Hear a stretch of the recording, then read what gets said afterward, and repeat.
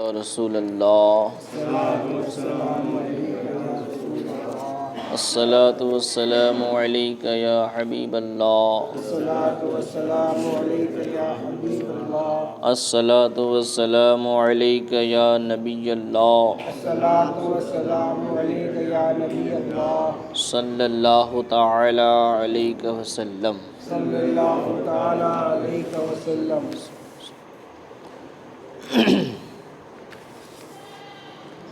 الف لام میم ذالک الکتاب لا ریب فیہ، وہ بلند رتبہ کتاب قرآن ہے جس میں کوئی شک و شبہ کی جگہ نہیں ہے۔ ھدی للمتقین، فیہ ھدی للمتقین، اور اس میں متقیوں کے لیے ڈر والوں کو ہدایت ہے۔ الذین یؤمنون بالغیب ویقیمون الصلاۃ، اور جو ایمان لائیں اور نماز قائم رکھیں۔ ومما رزقناہم ینفقون، اور ہماری دی ہوئی روزی میں سے ہماری راہ میں اٹھائیں یعنی خرچ کریں۔ الف لام میم، اور اسی طریقے سے دوسرے حروف جسے ہم حروف مقطعات کہتے ہیں، اس کے اوپر گفتگو چل رہی تھی کہ یہ حروف مقطعات کے کوئی معانی نہیں جانے جاتے اور نہیں معلوم ہے سوائے اللہ کے اور اللہ کے نبی صلی اللہ علیہ وسلم، یعنی اللہ اس کے معنی کو جانتا ہے اور اللہ کے بتانے سے رسول اللہ صلی اللہ علیہ وسلم جانتے ہیں، اور جو حضور کی امت میں اولیاء کرام ہیں وہ اپنی کشف و کرامت سے جانتے ہیں، کشف و کرامت سے اس کے معنی کو جانتے ہیں، ورنہ اور کوئی اس کے معنی کو نہیں جانتا۔ بہرحال یہ ایک راز ہے، جس طرح ہر کتاب کا کچھ نہ کچھ راز ہوتا ہے۔ صدیق اکبر نے فرمایا کہ کلام مجید کا راز حروف مقطعات ہیں، تو اس کے اوپر ہم ایمان رکھتے ہیں اور اسے حق مانتے ہیں کہ یہ حق ہے۔ اس کے اندر کوئی بھی شک و شبہ نہیں ہے، اور یہ اس پر ہمارا ایمان ہے اور اس کو ہم حق مانتے ہیں، اس لیے کہ شک اس میں ہوتا ہے جس پر دلیل نہ ہو۔ شک انسان کا کس کے اوپر ہوگا؟ اس کے اوپر ہوگا جس کے پاس کوئی دلیل نہ ہو، کوئی ثبوت نہ ہو، اس کے اوپر شک ہوتا ہے، لیکن جس کے پاس دلیل موجود ہو اس میں کوئی شک نہیں ہوتا۔ اور قرآن پاک ایسی واضح اور قوی دلیل رکھتا ہے، یعنی کلام پاک جو ہے، اللہ کا ایک کلام جو ہے، اس کے پاس ایسی مضبوط دلیل ہے کہ جو عاقل منصف کو اس کے کتاب الہی اور حق ہونے پر یقین پر مجبور کرتی ہے، یعنی جو عقل مند ہے اور جو انصاف پسند ہے وہ اسے سن کر کے اس کے حق ہونے پر ہی یقین کرے گا، اس میں جھوٹ نہیں ہے۔ رہ گئے وہ لوگ جو اسے حق نہیں سمجھتے تو وہ انصاف پسند نہیں ہیں، وہ خیانت والے ہیں، انہیں اس کے معنی سمجھ میں نہیں آتے، وہ بے عقل ہیں، ان کی عقلوں پہ مہر لگا دی گئی ہے۔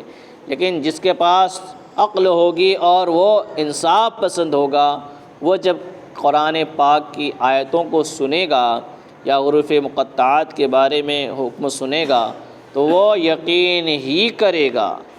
تو یہ کتاب کسی طرح بھی قابل شک نہیں ہے، کسی بھی طریقے سے اس میں کوئی شک و شبہ کی گنجائش نہیں ہے۔ اس کو ایک مثال سے سمجھاتے ہیں کہ اگر کوئی اعتراض کرے کلام مجید پر کہ یہ خدا کا کلام نہیں ہے، یا اس کی کسی آیت کو نہ مانے، تو اس کے نہ ماننے سے یا اس کے انکار کر دینے سے کلام مجید قرآن مجید سے ہٹ نہیں جائے گا، یعنی کلام مجید تو کلام مجید ہی رہے گا، قرآن تو قرآن ہی رہے گا، کسی کے انکار کرنے سے وہ قرآن ہٹ نہیں جائے گا۔ اس کی ایک مثال بتائی کہ جس طرح اندھے کے انکار سے آفتاب کا وجود مشتبہ نہیں ہوتا۔ اندھا آدمی ہو، وہ کہے جب سے میں پیدا ہوا میں نے تو سورج دیکھا ہی نہیں، تو میں مانوں گا ہی نہیں اس کو۔ سورج میں نے دیکھا ہی نہیں ہے تو مانوں گا نہیں۔ تو اندھا انکار کر دے گا تو کیا سورج ختم ہو جائے گا؟ سورج تو اپنے وقت پہ نکلتا ہے، ڈوبتا ہے، وہ تو نکلنا ہی ہے۔ سورج کو کون دیکھے گا؟ جس کی آنکھیں ہیں۔ سورج کو وہ دیکھے گا جس کی آنکھیں ہیں۔ قرآن کو وہ سمجھے گا جس کے پاس عقل ہے، جو انصاف پسند ہے۔ تو جس طرح اندھے کے انکار سے آفتاب کا وجود یعنی سورج کا جو وجود ہے وہ مشتبہ نہیں ہوتا، یعنی اس میں کوئی شک نہیں ہوتا، ایسے ہی معاند سیاہ دل کے شک و انکار سے یہ کتاب مشکوک نہیں ہو سکتے۔ معاند یعنی دشمن جن کے دل جو ہیں سیاہ ہیں، کالے ہیں، دشمن جن کے دل سیاہ اور کالے ہیں، ان کے انکار سے یا ان کے شک کرنے سے یہ کتاب شک والی نہیں ہو جائے گی، بلکہ اللہ نے فیہ لا ریب فیہ، اس میں تو کوئی شک و شبہ کی گنجائش ہی نہیں ہے۔ جب شک و شبہ کی گنجائش ہی نہیں ہے تو کسی کے شک کرنے سے، دشمنی کی وجہ سے اور دل مردہ ہونے کی وجہ سے اگر وہ انکار کرے تو کلام مجید ہی رہے گا، وہ مشکوک نہیں ہوگا، یعنی اس میں کوئی شک نہیں ہوگا۔ پھر اللہ نے فرمایا ھدی للمتقین، اس کتاب میں متقین کے لیے، ڈر والوں کے لیے، تقوی والوں کے لیے ہدایت ہے۔ کیا ہے؟ ہدایت، یعنی سیدھا راستہ دکھاتی ہے یہ کتاب۔ تو اللہ نے یہاں پر فرمایا ھدی للمتقین، تو اس سے یہ سمجھ میں آتا ہے کہ صرف مومن ہی اس سے مراد ہیں کہ مومن ہی کو راستہ ملتا ہے، لیکن دوسری جگہ اللہ نے فرمایا ھدی للناس۔ کیا فرمایا؟ ھدی للناس، یعنی اس میں ہدایت لوگوں کے لیے ہے، انسانوں کے لیے اس کے اندر ہدایت ہے۔ انسان اگر صحیح طور پر اس کے پڑھے تو وہ بھی ہدایت پا جائے۔ مومن تو ہدایت پائے گا ہی، مومن تو ہدایت پائے گا ہی۔ جب تک وہ اس پہ یقین نہیں رکھے گا وہ مومن کیسے ہوگا؟ ہدایت جو ہے دوسرے کو بھی مل سکتی ہے، اس لیے کہ قرآن نے فرمایا، اللہ نے فرمایا کہ بہت سارے لوگ اسے پڑھ کر کے ہدایت پا جاتے ہیں، یضل بہ کثیرا ویہدی بہ کثیرا۔ بہت سے لوگ قرآن کو پڑھ کر کے گمراہ ہو جاتے ہیں اور بہت سے لوگ اسے پڑھ کر کے ہدایت پا جاتے ہیں۔ تو ھدی للمتقین فرمایا اگرچہ قرآن کریم کی ہدایت جو ہے ہر ناظر کے لیے عام ہے، مومن ہو یا کافر ہو، جیسا کہ دوسری آیت میں فرمایا ھدی للناس، لیکن چونکہ انتفاع اس سے اہل تقوی کو ہوتا ہے، حقیقت میں جو فائدہ ہوتا ہے، حقیقت میں جو فائدہ اس کا اٹھائے گا وہ اہل تقوی یعنی مسلمان اس کا فائدہ اٹھائے گا، ہدایت اس سے حاصل کرے گا، قرآن سمجھے گا اور اس سے فائدہ اٹھائے گا۔ تو اللہ نے فرما دیا ھدی للمتقین، متقین کے لیے ہدایت۔ کیا مطلب؟ جو متقین ہیں وہی زیادہ فائدہ اس سے اٹھانے والے ہیں، وہی اس سے زیادہ فائدہ اٹھانے والے ہیں۔ تو اہل تقوی کو اس سے زیادہ فائدہ، اس لیے فرمایا ھدی للمتقین ارشاد ہوا۔ مثال کے طور پر جیسے کہا جاتا ہے بارش سبزہ کے لیے ہے، بارش ہوتی ہے آسمان سے، یہ گھاس کے لیے، کیا بولے سبزہ کے لیے، یعنی گھاس کے لیے ہے، کھیتی کے لیے ہے، کھیتی اگے گی، اس سے سبزی اگیں گے، جانور کھائیں گے، انسان غلہ پیدا ہوگا، انسان کھائیں گے۔ تو کیا صرف اسی لیے ہوتی ہے بارش؟ ہم پانی نہیں پیتے اور دوسرے کام نہیں کرتے؟ تو ایک مثال ہوتی ہے کہ حقیقت میں جو بارش سے فائدہ اٹھاتے ہیں وہ کھیت اور کھلیان اٹھاتے ہیں، اور اس سے سبزے پیدا ہوتے ہیں، ہریالی پیدا ہوتی ہے، گھاس پیدا ہوتی ہے۔ تو حقیقت میں جو بارش ہوتی ہے وہ سبزہ کے لیے ہوتی ہے۔ تو اس کا مطلب یہ ہوا کہ جو اصل فائدہ جو حاصل کر لیتا ہے اس بارش سے وہ سبزے اور پودے ہوا کرتے ہیں۔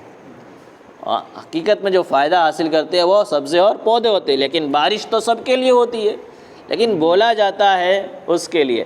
اسی طریقے سے ہدایت تو سب کے لیے ہے، لیکن ھدی للمتقین فرمانے کا مقصد یہ ہے کہ جو تقوی والے ہیں وہ اس سے زیادہ فائدہ حاصل کرتے ہیں، وہ اس سے زیادہ فائدہ حاصل کرتے ہیں۔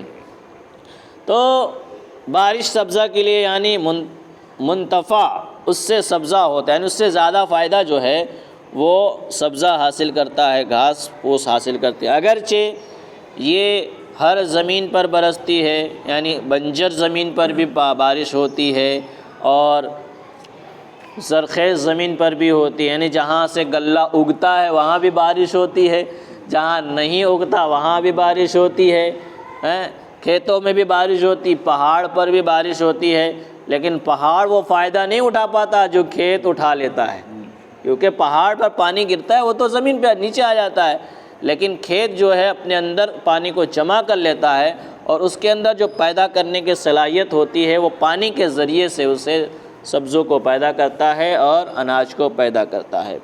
تو اسی طریقے سے ہدایت تو سب کے لیے ہے، لیکن متقین اس سے زیادہ فائدہ اٹھاتے ہیں۔ اب تقویٰ کسے کہتے ہیں؟ تقویٰ کے بہت سارے معنی آتے ہیں، تو الگ الگ اس کے معنی ہیں۔ نفس کو خوف کی چیز سے بچانا اور عرف شرع میں ممنوعات چھوڑ کر نفس کو گناہ سے بچانا ہے۔ تقویٰ کے معنی کیا ہے؟ کہ نفس کو، یعنی وہ نفس جو گناہ پہ ابھارتا ہے، نفس امارہ جو ہے گناہ پہ ابھارتا ہے، ہم سب کو ابھارتا ہے، تو نفس کو خوف کی چیز سے بچانا، جہاں نقصان ہوتا ہے وہاں سے اس کو بچانا، تو اسے تقویٰ کہا جاتا ہے۔ اور عرف شرع یعنی عام زبان میں ممنوعات کو چھوڑ کر کے نفس کو گناہ سے بچانا ہے، یعنی جو چیزیں شریعت نے منع فرما دی گئی ہیں اس کو چھوڑ کر کے نفس کو گناہ سے بچا کر کے عبادت میں گزار دینا، نیکیوں میں گزار دینا، اسے تقویٰ کہا جاتا ہے۔ حضرت ابن عباس رضی اللہ تعالیٰ عنہما نے فرمایا کہ متقی وہ ہے جو شرک و کبائر و فواحش سے بچے۔ حضرت ابن عباس کیا کہتے ہیں؟ متقی کون ہے، تقوی والا کون ہے؟ فرماتے تقوی والا وہ ہے جو شرک سے، یعنی اللہ کے ساتھ کسی کو شریک ٹھہرانے سے، کبائر سے یعنی بڑے گناہوں سے، اور فواحش سے بچے، گالی گلوج سے بچے، تو سمجھو وہ تقوی والا ہے، تو وہ تقوی والا ہے۔ یہ حضرت ابن عباس نے فرمایا۔ اور بعض مفسرین نے کہا کہ متقی وہ ہے جو اپنے آپ کو دوسرے سے بہتر نہ سمجھے۔ متقی وہ ہے جو اپنے آپ کو دوسروں سے بہتر نہ سمجھے، دوسروں سے بہتر نہ سمجھے، یعنی کچھ عبادت کر لی تو سوچتا ہے کہ میں بڑا عابد ہو گیا، فلاں تو عبادت نہیں کرتا، میں اس سے بڑھ گیا۔ تو جو عبادت کی اسے توفیق مل گئی، اس کے اوپر غرور اور گھمنڈ کر لینا، یہ کیا ہے؟ اس کو ختم کر دے گا۔ تو اس سے بچنا، یعنی عبادت بھی کرے، ریاضت بھی کرے، سب کچھ کرے، پھر بھی کیا سمجھے کہ میں تو کچھ بھی نہیں ہوں، میں تو کچھ بھی نہیں ہوں، مجھ سے زیادہ تو وہ عبادت کرتا ہے، مجھ سے زیادہ تو وہ کرتا ہے۔ تو اپنے آپ کو مطلب عاجزی و انکساری میں رکھے، اب غرور و گھمنڈ نہ کرے، تو اسے تقویٰ کہا جاتا ہے۔ اور بعض کا قول ہے، یعنی کچھ لوگوں نے کہا ہے کہ تقویٰ حرام چیزوں کا ترک ہے اور فرائض کا ادا کرنا ہے۔ بعض لوگوں نے فرمایا کہ تقویٰ کسے کہتے ہیں؟ کہ حرام چیز کو چھوڑ دے اور فرائض کو ادا کرے۔ اللہ نے جو فرائض رکھے، نماز، روزہ، حج، زکوٰۃ جو ہیں، ان فرائض کو، فرض چیزوں کو ادا کرے اور حرام کو چھوڑ دے، تو وہی تقوی والا ہے۔ اور کچھ لوگوں نے کہا، بعض مفسرین کے نزدیک فرماتے ہیں معصیت پر اصرار اور طاعت پر غرور کا ترک تقویٰ ہے۔ یعنی گناہ کرتا ہے تو اس پر اصرار نہ کرے، اصرار نہ کر۔ بہت سارے لوگ گناہ کرنے کے بعد کہتے ہیں میں تو آج یہ کر کے آیا، اسی کہتے ہیں اصرار کہتے ہیں، یعنی گناہ بھی کیا اور بھی اسے بتاتا بھی ہے، گناہ کیا اور اسے بتاتا ہے۔ اور شریعت کیا کہتی ہے کہ گناہ ہو جائے تو اسے چھپا لو، چھپا لو مطلب فرمایا کہ نماز اگر قضا ہو جائے تو لوگوں کے سامنے نہ پڑھو، چھپ کر کے پڑھو، کیونکہ ظاہر بات ہے جب تم لوگوں کے سامنے پڑھو گے تو سامنے والا جان جائے گا کہ اس کی نماز قضا ہوئی تھی۔ تو ایک تو جو نماز چھوٹی وہ گناہ ہوا، وہ گناہ ہوا، اب اسی کو دوسرے کے سامنے ظاہر کیا تو یہ گناہ ہوا۔ اسی لیے شریعت نے اجازت دی کہ وتر کی نماز کی اگر قضا کرو تو پھر ہاتھ نہ اٹھاؤ، کیونکہ ہاتھ اٹھانا یہ واجب نہیں ہے بلکہ اللہ اکبر کہنا صرف واجب ہے۔ تو اللہ اکبر کہہ لو۔ آپ عشاء کی نماز میں وتر کی نماز ہوتی، وتر کی نماز کسی کی عشاء کی نماز قضا ہو گئی، اب وہ ظہر میں پڑھتے پڑھتے ہاتھ اٹھائے گا تو دیکھنے والا کیا سوچے گا کہ یہ ہاتھ ابھی کیوں اٹھاتا، ظہر کی نماز میں ہاتھ اٹھانے والا مسئلہ کہاں سے آ گیا؟ تو وتر میں ہوتا ہے تو سمجھ جائے گا کہ ہاں اس کی وتر قضا ہوئی ہوگی اس لیے یہاں پہ اٹھا رہا ہے۔ تو ہاتھ اٹھانے سے منع فرمایا کہ ہاتھ نہ اٹھایا جائے، قضا نماز پڑھی جائے تب۔ تو اس سے کیا ہوگا کہ دوسرے کو پتہ چل جائے گا، تو ایک جو گناہ ہوا تھا وہ دوسرے کے سامنے اس کا اظہار ہو جائے گا، تو یہ اظہار ہوا۔ اور دوسرا یہ کہ گناہ کرنے کے بعد اس پہ اصرار کرنا کہ میں نے تو یہ کیا، تو اسے اصرار کہا جاتا ہے۔ تو اور طاعت پر غرور جو ہوتا ہے، یعنی عبادت کرے، عبادت کے اوپر جو غرور گھمنڈ پیدا ہو اس کو چھوڑ دے اور گناہ پہ اصرار کو چھوڑ دے، تب جا کر کے وہ تقوی والا ہوگا۔ عبادت کرے تو غرور نہ کرے، عبادت کرے تو غرور نہ کرے، اور گناہ ہو جائے تو اس پر اصرار نہ کرے، یعنی توبہ کر لے تو وہ تقوی والا ہوگا۔ اور بعض نے فرمایا کہ تقوی یہ ہے کہ تیرا مولا تجھے وہاں نہ پائے جہاں اس نے تجھے منع فرمایا ہے۔ تقوی کسے کہتے ہیں کہ تیرا خدا، تیرا مولا تجھے وہاں نہ پائے، تو وہاں نہ جائے جہاں شریعت نے منع فرما دیا ہے، تو وہاں نہ جائے، تو وہ کام وہ نہ کرے جس سے شریعت نے منع فرما دیا، تو سمجھو تو ہی تقوی والا ہے۔ تو کیا ہے؟ تقوی والا ہے۔ اور ایک قول یہ ہے کہ تقوی حضور علیہ السلام اور صحابہ رضی اللہ تعالی عنہم کی پیروی کا نام ہے۔ حضور کی اور صحابہ کے نقش قدم پر چلنے کا نام کیا ہے؟ تقوی ہے۔ بہرحال ان ساروں کو ملایا جائے تو ایک ہی مطلب نکلتا ہے کہ شریعت کے مطابق زندگی گزارنا یہی تقوی ہے، اور شریعت کے خلاف گزارنا یہ تقوی نہیں ہے۔ تقوی کیا ہے؟ شریعت کے مطابق زندگی گزر رہی ہو تو پھر یہی تقوی ہے۔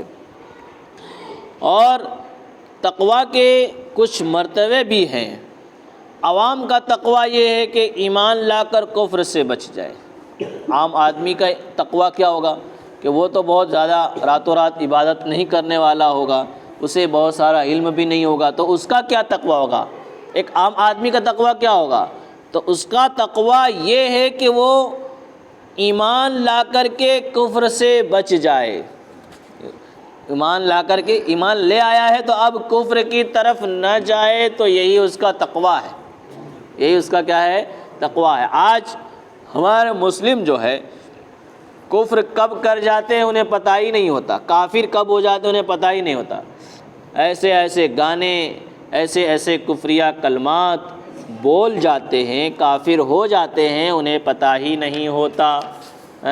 تو آپ ذرا اندازہ لگائیے کہ ایمان کیسے نکل جاتا ہے، ایمان چلا گیا پتہ ہی نہیں۔ یہ بھی ایک قیامت کی نشانی ہے کہ ایمان چلا جائے گا پتہ ہی نہیں چلے گا۔ اس لیے عوام کا تقوی یہ ہے کہ وہ کفر سے ایمان لا کر کے کفر سے بچ جائے، اور متوسطین کا یعنی میڈیم کلاس کے لوگوں کا تقوی یہ ہے کہ اوامر و نواہی کے اطاعت یعنی جہاں اللہ نے کرنے کا حکم فرمایا ہے اسے کرے، اور جہاں منع فرمایا ہے اس سے رک جائے، تو یہی کیا ہے؟ تقویٰ ہے۔ اور خاص لوگوں کا تقویٰ کیا ہے؟ خاص لوگوں کا یعنی علماء کا، اولیاء کا، ان کا تقویٰ یہ ہے کہ ہر ایسی چیز کو چھوڑنا جو اللہ تعالیٰ سے غافل کر دے۔